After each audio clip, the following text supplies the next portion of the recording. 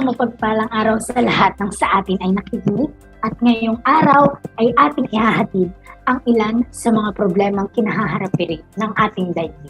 Mga tinig na gusto nating maiparinig, mga ideyang nais nating mapalawig. Bibigyan natin ng sariling opinyon na walang pagpanig dahil nais lang nating mga tinig ay marinig. At syempre sa segment na ito ay hindi ako nag-iisa. Dahil syempre sa buhay napakahirap ng mag-isa at walang kasama. Kaya naman ay malugod kong ipinakikilala ang aking co-host dito sa Tinig 3101. Please welcome ang naging kalahok ng tawag ng tanghalan at ngayon ay voice coach, none other than Miss Juliana Andrion. Ayan, napakaganda naman ng introduction. Isang mapagpalayang araw sa iyo, partner, at sa ating mga kasama. Tunay ngang napakamakabuluhan ng araw na ito, lalo't tatalakayin natin ang mga isyong panlipunan na siyang napaka-importante sa ating bansa. Mga isyu ukol sa kahirapan, inhustisya, hindi pagkakapantay-pantay, at kung paanong ang mga ito ay konektado sa prejudice, conformity, obedience and compliance, social beliefs and judgments, at behavior and attitude. Ating hihimayin ang mga isyong ito kasama ang ating mga speakers na ipapakilala ng aking partner. Take it away, Mercy. Tama, Jo, kaya wag na natin patagalin pa ito dahil ngayon ay akin ng malugod na ipinakikilala ang ating mga kasamang speakers ngayong gabi.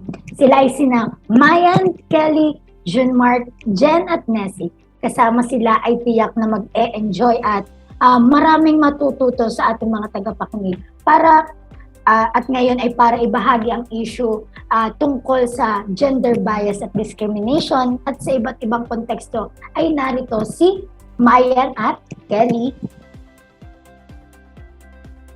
Hello, magandang araw po sa ating mga tagapakinig sa araw na to at sa oras na ito.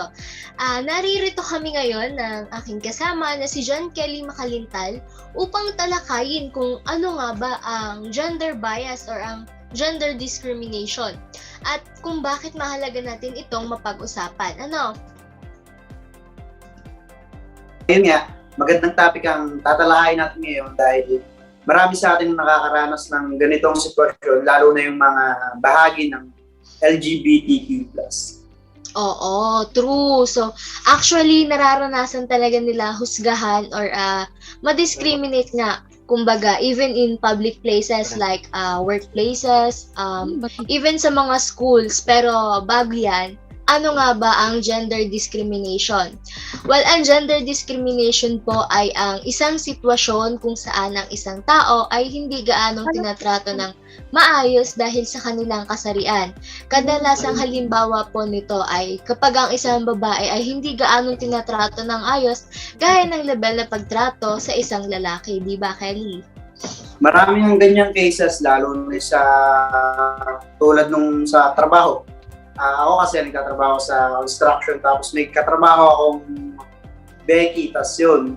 Tapos sa mga katrabaho, hindi natin maaakalain na may ganun tayong katrabaho na makukulit. Katulad nga, sasabihan yung aking katrabaho kong Becky na hindi ka dapat dito, hindi ka bagay dito dahil sa construction niya kami nagtatrabaho. Sasabihan pa nilang ganito, ganyan, kung ano-ano masakit na bagay, sasabihin sa kanya. Tapos yun. Tapos ang pinakamalala, after nung sweldo namin, hindi na nagpakita yung aming katrabahong Becky dahil nga siguro na-offend dun sa sinabi ng aming mga katrabaho na ganito, ganyan. Tapos yun. Ayan. Oo. Yan nga yung sinasabi nila na hindi lahat ng biro ay nakakatuwa. Lahat tayo ay may karapatang magtrabaho at hindi sagabal ang kasarian natin para magawa natin ng tama yung mga nakaatang sa atin. Kahit nga sa paaralan, nararanasan niya ng mga kabataan. Naalala ko tuloy noong senior high ako, nagulat lahat ng mga kaklase ko sa isang babae sa klase ng TVL. Kesyo, bakit siya nag-take ng TVL? Puro gawaing panlalaki ang magiging trabaho mo dun sa future. Nasa isip naman ng iba dahil baka malandi at gusto lagi ng kasama ay mga lalaki, di ba? Mga maritas ng taon. Well, kaya siya nag-take ng TVL kasi inspirasyon niya naman pala ang tatay niya na nag-aayos o nagkukumpuni ng electronics at yun yung ikinabubuhay nila. Sa totoo, hindi natin dapat minamaliit ang kakayahan ng isang tao dahil sa kasarian. Kasi tao lang din naman sila, kagaya natin. Isa pa yan. Naalala ko lang din nung high school ako. May kaklase kasi kaming Manig mo pa? Tapos, may kaklase din kasi kaming Becky. Tapos, nakasabay namin siya sa CR noon. Kasama ko yung mga tropa ko at yung mga klase ko. Hindi naman namin inaasahan yung pagkakataon yun. Tapos, aminado din naman ako na nakasama ako sa non-trip dun sa aking kaklaseng yun. Tapos yun, kasi kaya nangyari, first time namin makakita o makakasabay ng begging nga sa loob ng CR. Tapos yun, maya-maya pinatawag na kaming lahat sa guidance office para nga ipaliwanag kung bakit namin nagawa yung ganong bagay. Tapos yun, kinabukasan pinatawag na yung mga magulang namin para nga kausapin ng guidance counselor. Tapos yun, hindi na naulit yung ganong pangyayari dahil nga nadala na kaming lahat. So, oo, naalala ko tuloy yung same case naman kay Maria Clara Espinelli. Actually, papunta lang siya noon sa isang public CR nang biglang harangin siya ng mga security guard sa place na yon. And worst, hinahanapan siya ng mga legal documents without explaining kung bakit. After that, talagang pinalabas muna nila lahat ng tao sa loob ng CR that time bago nila hayaang makapasok si Maria Clara sa CR.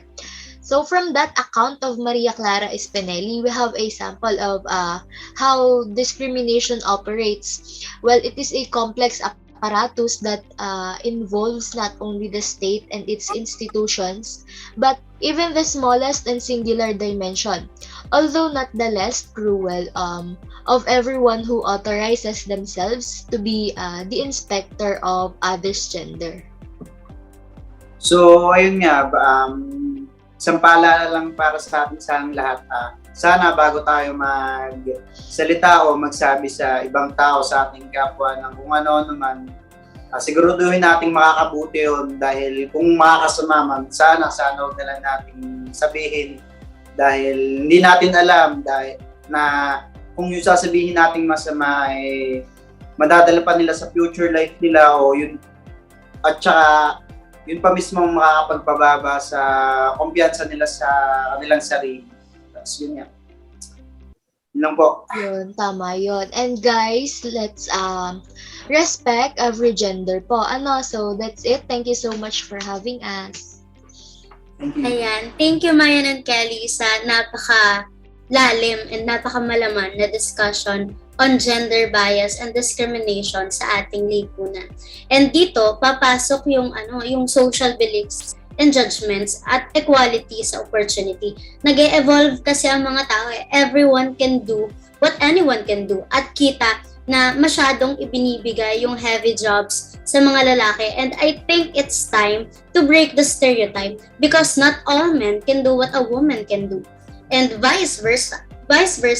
And especially those members ng LGBTQ++ community, hindi lang dapat pagtanggap or acceptance yung ibinibigay natin sa kanila, kundi yung respeto at malawak na pangunawa sa kung paano sila kikilo sa ating lipunan depending on their preference. So, ayan, maraming salamat sa inyong dalawa for giving us such insights on gender bias and discriminations. So, to move forward, let me introduce to you Jennifer de los Reyes to discuss on injustice, corruption, and extrajudicial killings. Take it away, Jen. Yeah, thank you. At magandang araw sa mga nagagandahang host, Miss Rojas and Miss Briones. Pati na rin sa lahat ng kasama natin ngayong araw sa ating mga tagapakinig at manonood. So, kung kanina nga, tinalakay ni na Miss Mayan at Mr. Kelly yung about sa gender bias and discrimination, ngayon naman magpo-focus tayo sa social injustice. And in today's period, di ba, mapapansin natin na until now ay marami pa din sa atin ang humaharap sa mga ganitong sitwasyon. Social injustice is a very wide-ranging topic na dapat pinagtutuunang pansin ng bawat isa sa atin, lalo tigit ng gobyerno. Pag sinabi kasi nating social injustice, it is any issue affecting a society where there are differences based on certain criteria, and it is generally affects yung mga marginalized na grupo o yung mga hindi itinuturing na kapantay ng pamantayan. At di ba kung iisipin natin, nakakalungkot isipin na yung mga unjust actions, kalimitan talagang nangyayari sila sa mga trabaho, schools, at pati na sa loob ng ating mga tahanan. But still, although alam natin na may mga ganitong kaganapan, marami pa rin sa atin ang bulag na makita na yung ganitong sitwasyon, yung pagpayag nila sa mga unjust and unfair act, is an actual injustice. So, para mas mapalawak natin ito, nag-cite ako ng isang information or isang article about sa social injustice, at yung website is The Persecuted. And sinasaad doon na yung mga ganitong issues daw regarding sa social injustice ay nakaka-apekto sa access ng mga tao, sa goods, sa mga services, as well as to the opportunities na dapat na ibibigay sa lahat. Ngayon naman ay mag-proceed tayo sa mga example ng social injustice. And the first topic I want to emphasize is the corruption. And it's funny to think na dito sa Pilipinas, hindi lang talaga COVID-19 yung kinakaharap nating problema, but also the outbreak of corruption. And alam naman natin na pag sinabing corruption, ito ay mali talaga. At itong issue na to ay hindi na bago sa atin kasi malimit natin itong naririnig sa balita, nakikita sa iba't ibang social media platforms, at napapasama din ito sa iba't ibang talakayan sa mga paaralan at universidad. And when we say corruption, it is a form of a political injustice in which someone breaks the principle of mutual accountability that underpins all justice relations in right-based society.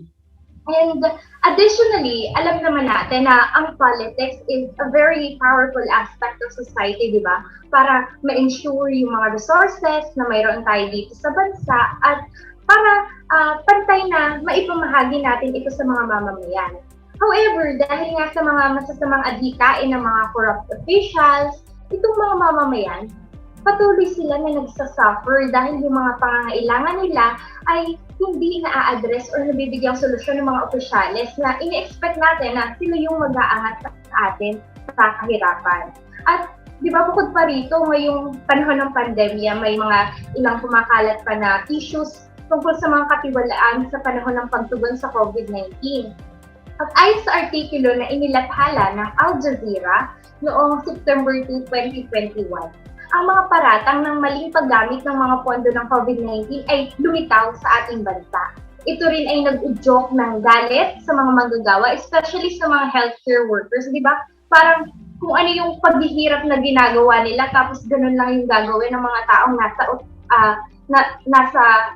nasa taas or yung may mga authority. At nakakalungkot lang isipin na yung mga ganitong sitwasyon ay sinasamantala nila. Di ba parang sa halip na sila yung tutulong na mag-angat sa atin, makakasama natin na masolusyonan, at para malampasan natin ang problemang ito, sila pa yung nangunguna na gumawa ng hindi makatarungan at masamang gawi. At isa pang halimbawa na nais kong i-highlight regarding sa social injustice, no, yung human rights crisis na hinaharap ng ating bansa. Noong nagsagawa ng war on drugs si President Rodrigo Duterte, alam naman natin na libo-libong individual ang nasawi, at isinaad ng Crisis Response Director ng Amnesty International na si Mr. Rana Hassan na ang sitwasyon daw na ito ay hindi isang digmaan laban sa droga, ngunit isang digmaan sa mahihirap. Diba? Mayroon din ilang mga sitwasyon kung saan ang mga taong may otoridad ay pumapatay ng mga hindi naman armado at gumagawa ng mga hindi makatotohanang ulat.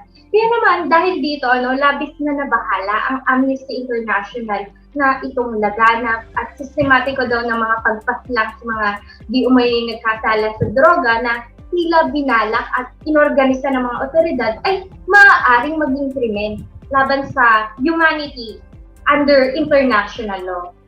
At ang mga nangyayaring ito sa ating bansa ay isang crisis na dapat alamin at ikaalarma ng buong mundo. Kaya naman tayo bilang isang mamamayan, may gampanin tayo na malaman kung ano yung mga posibleng solusyon para na mapuksa ang kawalan ng hustisya sa ating lipunan. At isa naman sa mga solusyong ito ay hindi na bago sa inyo to, alam ko, yung paggamit ng social media, dahil ito ay isa sa pinakamadali at pinakapangkaraniwang bagay na maaari nating gawin para labanan ang kawalan ng hustisya sa lipunan. Ang mga platform tulad ng mga sikat na Facebook, yung Twitter, at yung YouTube, ay may malaking tulong yan upang makapagbahagi tayo ng mga mahahalagang impormasyon. But, lagi pa rin nating isa-isip na ang paggamit nito ay dapat responsable para wala tayong maging masamang epekto at maging masamang parang masamang consequence sa atin at sa ibang tao. Yun lang. So yun, napakaganda ng nung topic na yon, yung corruption, yung AJK at yung iba pang nabanggit mo. Kasi kung susumahin natin, may connection siya sa sa social psychology na kung saan yung attitude tsaka yung behavior ng mga tao, lalo ng mga corrupt officials. Meron kasi silang tinatawag na kung tawagin nila ay yung controlled thinking, na kung saan conscious sila, alam nila yung ginagawa nila, na ang ginagawa nila is masama, yon, di ba? Tapos yung pagdating sa AJK, mapapasok natin din yung compliance, conformity, tsaka isa pa yung persuasion, yung ginawa ni Pangulong Rodrigo Duterte na syempre kailangan niya namang sumunod talaga. Compliance ng mga polis na sumunod sa kung ano yung iuutos ng mula sa taas, yung katulad na nga lang sa AJK, at saka yung syempre discrimination. Gaya nga sabi mo kanina, unarmed, walang kalaban-laban. O, di ba? Gano ka injustice ng mga bagay na yun na mga nabanggit mo, di ba? Kung iisipin mo, nakakalungkot dahil nasa freedom country nga tayo, pero parang tagilid pa din. Kahit freedom, syempre, kaya nga sabi natin may limitation. Kaso yung ibang tao, lalo yung mga nakaupo sa ating pamahalaan, minsan hindi nila alam yung salitang limitasyon. Minsan sumosobra na sila na hindi nila man lang nalalaman or hindi man lang nila, ay, parang masama na to, gano'n. Kasi conscious sila, alam nila yung ginagawa nila, lalo yung mga kurakot, yung 67 billion na nawawala sa PhilHealth. Diba? Diba? Mga ganon. Napaka-injustice dapat yun nasa taong bayan. Karapatan yun. At yun, ang napakagandang pagtalakay ni Miss Jennifer, at ngayon itutungo tayo sa freedom of expression, na kung saan ay in connection with the press freedom, the media injustices na pangungunahan ni Miss Jen pa din at ni Miss Nessie.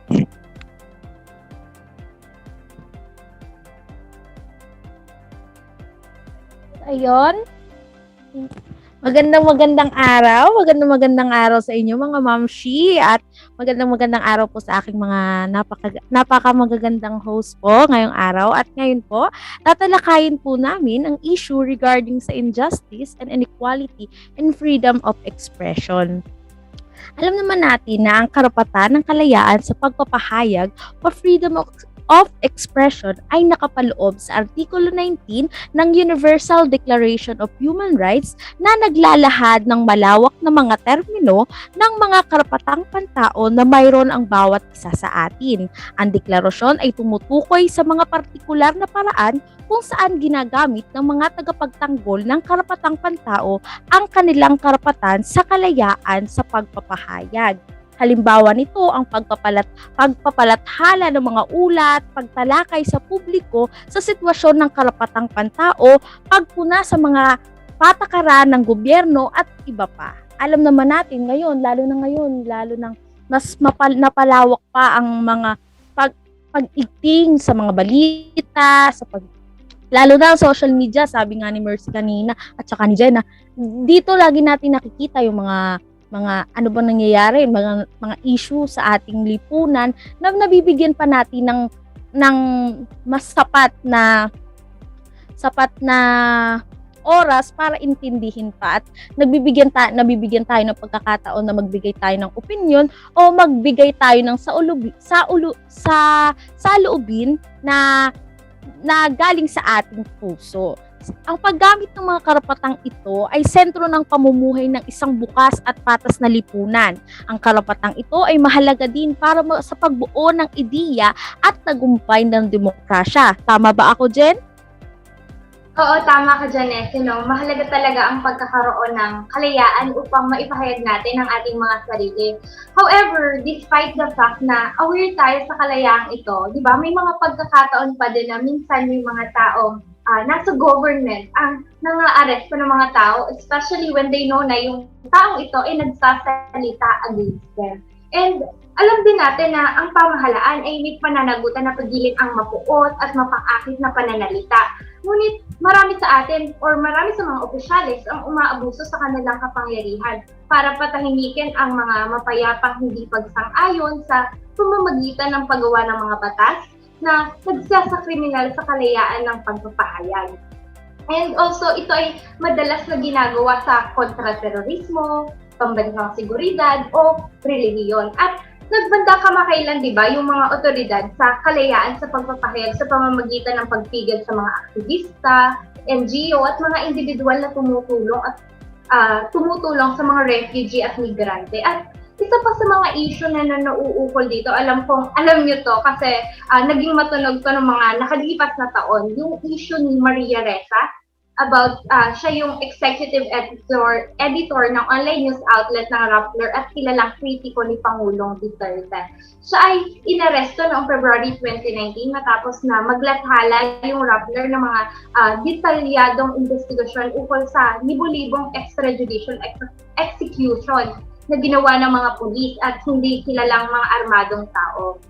Kaya naman noong Hunyo 2020, hinatula ng cyber libel si Ressa, no? At ang dating mamamahayag ng Rappler na si Reynaldo Santos Jr. At kung tutuusin, nakakabahala talaga yung mga ganitong pangyayari dahil sa ilalim ng administrasyong ito, ang mga organization ng news media at mga mamamahayag ay nare-red tag o inaakusahan bilang mga komunistang sympathizer at hindi bababa sa dalawang mamamahayag ang inaresto at ikinulong. Mayroon din mga cyber attacks na inilunsad sa mga website ng mga organization ng news media sa pagtatangkang pigilan sila sa paggawa ng kanilang mga trabaho.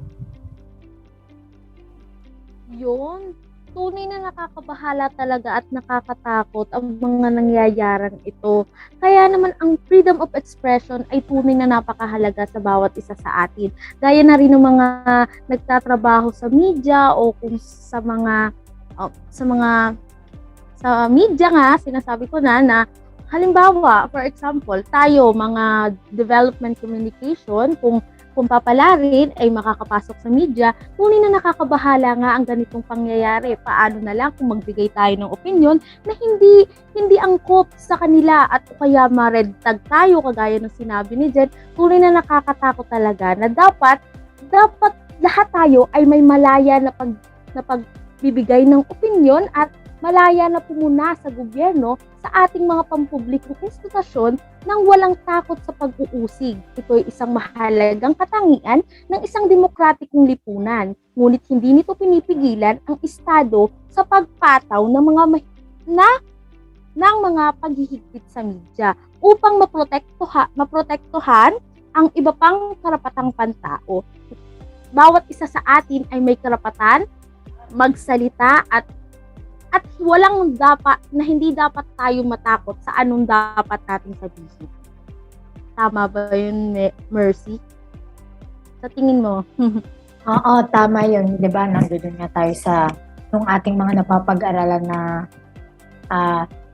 we have the right, yung no one should abridge our freedom of expression, di ba? Dapat hindi tayo napipigilan sa mga ganung bagay. Basta, hindi tayo nakakasira ng dignidad ng ibang tao. Tama yan. At lagi lang tayong sa wasto at sa tama. Ayan. So, salamat naman sa napaka magandang explanation ng kalayaan sa pagpapahayag. And papasok rin dito yung conformity, compliance, and obedience dahil may tinatawag pa rin tayong limitations and boundaries sa ating freedom kagaya ng media na mayroong journalist code of ethics at mga batas gaya ng libel, cyber libel, slander at iba pa. But nonetheless, dapat pa rin ma-recognize ang boses ng bawat parte ng masa sapagkat ito yung punong pundasyon ng pagunlad ng isang bansa, yung boses nila. Lalo na yung kahalagahan ng media sa pagbabahagi ng mga impormasyon na kinakailangan ng mga tao lalo sa panahon ngayon. And ang ipinaglalaban naman din ng mga aktivista gaya ng nabanggit ni Jen kanina at ng mga NGO ay ang karapatan na dapat ay natatamasa ng bawat sektor ng lipunan. And maaaring pumasok din dito yung normative social influence na natatakot na magpahayag yung mga tao ng kanilang opinion at suggestion dahil baka may mangyaring masama sa kanila. But then again, kailangan matuto tayo na mag-resist sa nangyayari na mali. Dahil tayo ay parte ng masa and what we should do ay ipaglaban at hangarin yung nakabubuti para sa lahat. So yan, thank you very much for such a fruitful discussion tungkol sa press freedom and press injustices. So, to move forward, naririto ulit si Nessie and si June para naman i-discuss ang education, job opportunities, societal standards, poor versus rich. Take it away, Ayun. guys. So, thank you ulit, Juju. So, ayun, ako nga po ulit si Nessie para sa talakay naman po ang societal standards in educational aspect for versus rich. So, alam naman nating lahat na hindi lahat ng tao ay nakalalamang sa buhay or may golden spoon sa bibig. Kumbaga, sabi nga nila, hindi lahat tayo ay nakakakain ng 3 beses sa isang araw. Hindi lahat sa atin, hindi lahat ng kabataan dito sa mundo ay nakakapag-aral at na natutustusan ng mga magulang ang kanilang mga pag-aaral. Mayroon sa atin na ang mga kabataan na walang sapat na kakayahan upang makapag-aral at ipagpatuloy ang gusto nila. Minsan nga napapaisip ako, may naaalala kasi akong kanta dito nung kabataan ko. Siguro alam nyo din to kasi syempre naman mahilig kayo manood ng teleserye. Madalas ito laging patalas tapos paulit-ulit kaya nasasaulo na natin. So tatanungin ko kayo, alam nyo ba yung kanta na Ina Ko, The Family Planning by Department of Health? In-advertise siya noong 2014. Mga bagets pa tayo nito. Ako hindi namin alam. Yan. Kailangan mo daw i-sample para malaman. Ay, nako, hindi wala alam. Hindi maganda ang boses ko, kagaya ni Juju Bells. So, pagpasensyahan nyo na. So, ito yung kanta, konting lyrics lang. So, Ina ko, sabi nyo kami mahal nyo. Aray ko, ba't di kayo nagplano? Sana'y hindi gutom at nag-aaral pa. Alagang malusog ang buong pamilya. So, yun. Isa yun sa Nessie, lyrics ng kantang Hindi yun. naman ako na-inform na meron palang may prod number May pala prod dito. number pala Yes, tayo dito. Dapat may sayaw pa to. May sayaw pa to sana. Pero sa kanila lang. Saka na lang kasi mauubos ng oras natin. Gaya nga nung kinanta ko, nabanggit doon na hindi lahat nga may sapat na kakayahan para pag-aralin dahil na rin ito sa inequality wealth ng Pilipinas. Alam nyo ba guys na ang Philippines ang 9th na pinaka-worst case dito sa buong mundo. Tayo ay nagkakaroon ng 83.7% na sa Gini Index, which is na 9th worst of the world. So sinasabi nga doon na tayo ay isa sa pinakamababa na may inequality income or mataas na sweldo na dapat ay para na rin sa pangtustos ng pag-aaral ng ating mga anak. So gayon din tatalakayin din ni Kuya Hael ang mga job opportunity naman dito sa ating bansa. So take it away, Kuya.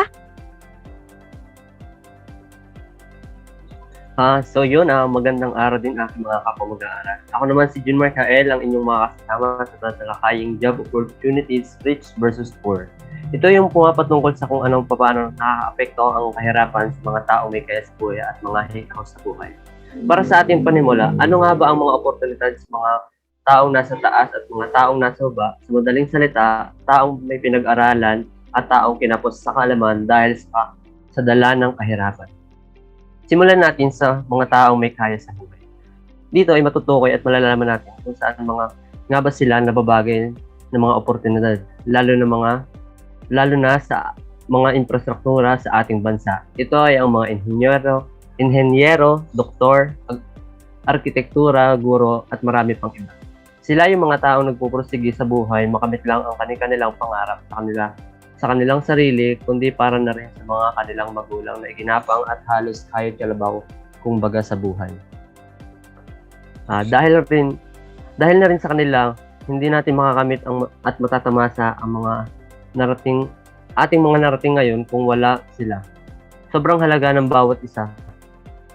At sana balang araw makamit natin ang ating mga pangarap na matagal nating minimithi. At guys, kung matatandaan nyo lang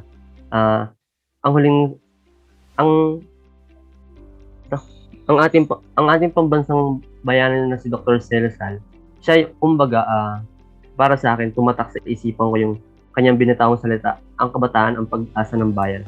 Kaya ako ito na isingit sa ating talakayan dahil simula pa lang ng ating role sa mundong ito, marami na pwedeng oportunidad ang pwedeng pumasok tulad ng halimbawa, isang kabataan namumuno sa isang komunidad tulad ng isang barangay, meron tayong tinatawag na estate chairman, estate kagawad, kung saan sila yung nagbibigay ng mga pwedeng gawin at paglibangan kaysa mapunta sa mga masamang gawain.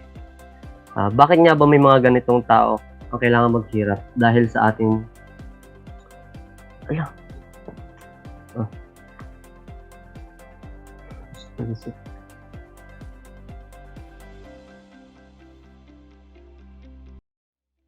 So, meron po atang technical difficulties si Kuya Junmark. Ayan. Nakuha ko naman live yung na live. Dahil live na live tayo tayo ay may technical difficulties. maiiwasan. Hindi natin ito maiiwasan. So, maganda yung sa kanya, partner, maganda yung ano nila, di ba? Yung topic nila, partner. Totoo. Yung job opportunities, yung rich versus poor, di ba? Ano yan? Yung mapapasok natin dyan yung stereotyping, di ba? Yung pagtingin natin sa ibang tao, yung attitude natin kapag mahirap, di ba? Hindi yan mawawala kasi napapansin natin yan. Yung pagtingin natin hindi mo mawawala yun dahil may mayaman nga, may mahirap. Kasi merong mga taong mayayaman na medyo mababa ang tingin sa iba, di ba? Yan. Yung stereotyping kung tawagin, tapos yun nga, discrimination na din kasi sa income, yan, di ba? Kaya, masasabi ko na pa din siya, yung prone pa din tayo sa mga ganyang injustices. Di ba? Di ba, partner? Hanggang ngayon naman may mga ganyan, di ba? Lalo sa judgment, talagang ang mahihirap ay subject to judgment ng mga mayayaman. Parang kita mo na kasi sa mga opportunity, lalo sa mga trabaho. Halimbawa sa isang company, pag alam nila na hindi ganun kataas ang disposisyon mo sa buhay, then parang hindi magiging ganun kaayos or kaganda yung treatment nila sa'yo. So, talagang prevalent pa rin itong diskriminasyon na nangyayari sa mga mahihirap at mayayaman. Alam mong may division na nagaganap sa lipunan. So, I think nandyan na ulit si Junmark, partner. Nagbabalik. Sorry guys, may konting ano lang. So yun nga, konting ano lang, dagdag lang. Para sa akin, lahat naman tayo pantay-pantay sa buhay. May mayaman, may mahirap, o may kaya o wala. Basta alam natin wala tayong tinatapakan at alam nating hindi tayo nanlalamang. Go lang. Huwag tayong gagawa ng kasasama para sa iba. Sana may naitulong ako sa inyo. Yun lang. Thank you. Back to you, Juju and Mercy. Oo naman. Dapat nating itatakin sa ating mga manonood na syempre kahit anong estado mo sa buhay, dapat ipantay-pantay ang tingin. Huwag na tayong gumaya dun sa ibang mga nakaupo na ang tataas naman. Mahirap na yung mataas ang lipad pag bumagsak. Tama. Kaya dapat dun tayo sa tama at sa po yung 4-1 lang, hindi daw po pantay yun. Ano daw? Ano daw po yung height na 4-1 lang, hindi daw pantay. Alam mo, Parang wala tayo sa nasasaktan ako usapan sa ng part height. na yan. Parang wag na nating pag-usapan yung mga height Oo. na yan. Alam mo, Nessie, pagdating sa height, wag mo kaming isasamang dalawang co-host. Sorry. Move on Nakilayo tayo. po sa akin yung Move on salita sa ko height. kasi Forward. hindi ko siya gusto. Move forward. Ayan. So, Partner, may baka pa bang sasabihin? wala na akong idadagdag. Ikaw, partner, may dadagdag ka ba? Wala na naman kasi halos nasabi na natin. Oo, may pa-intermission pa si Nessie. So, ayan.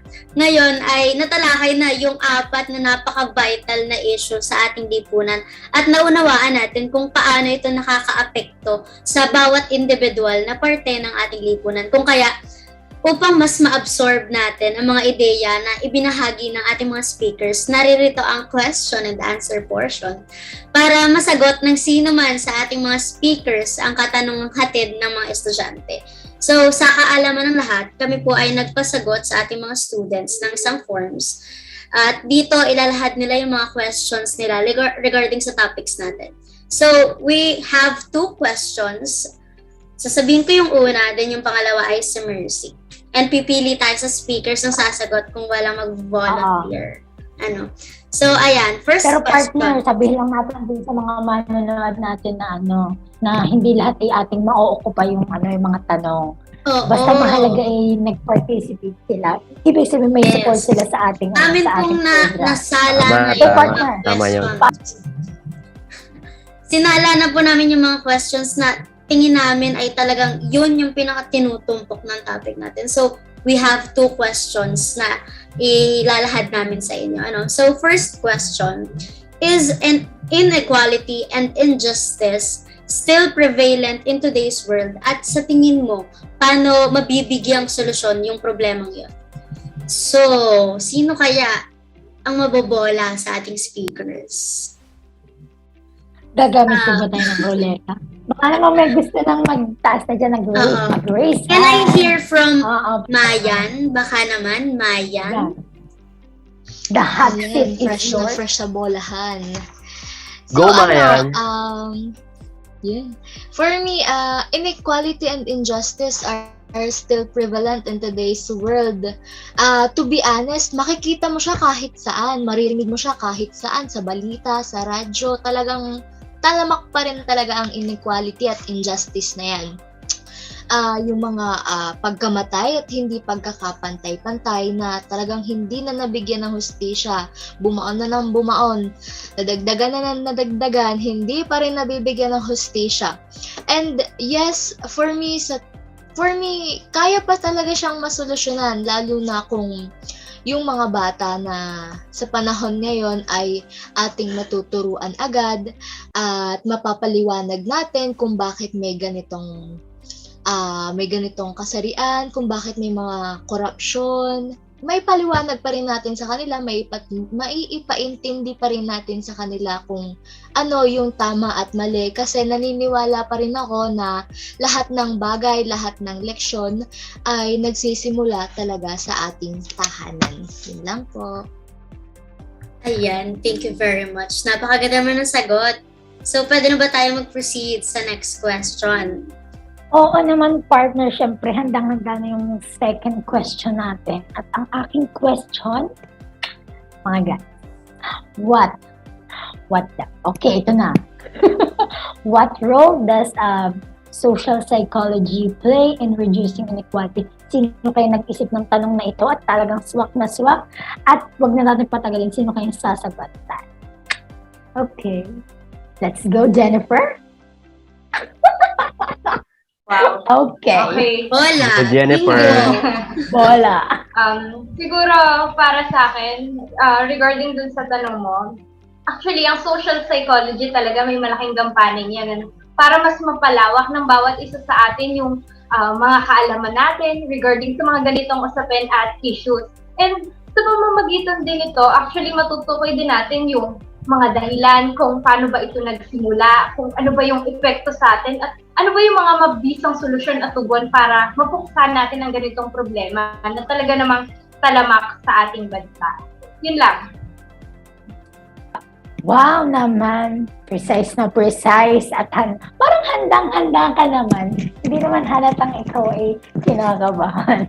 So yun, isang napakagandang sagot, di ba? So kaya yan, partner, tunay nga namang naging makabuluhan ng ating mga pinag-usapan ngayong araw na ito sapagkat nag-uumapaw, siksik, liglig, umaapaw ang mga impormasyon na ating nakuha mula sa ating mga speakers. Wait lang po, sumasabit. Ganyan talaga pag live kung ano ang mga sumasabit. Live na live ang pagsabi. At yun, yung sa mga binahagi nilang mga ideya na talagang konektado sa mga pinagdadaanan at ng ating bansa. Hindi lang ng ating bansa, kundi ng iba't iba pang mga bansa sa mundong ito. Di ba? Tama ako, partner?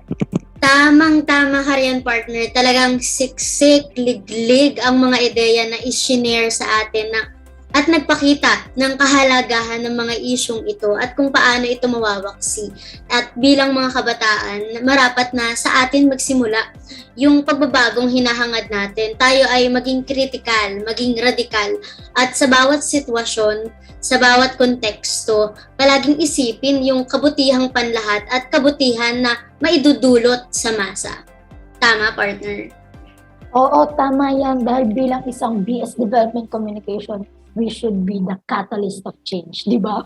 Tumpak! Mga catalyst of change. Tumpak na tumpak at yung sinabi mo yun ay tumpak na tumpak dahil pero mukhang dito na lang, hanggang dito na lang at magtatapos na itong ating Ouch! segment na ouch. Lahat ng bagay na nagsisimula may katapusan, tandaan mo yan. Biglang umugot, di ba?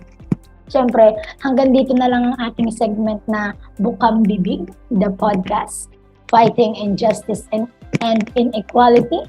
Maraming salamat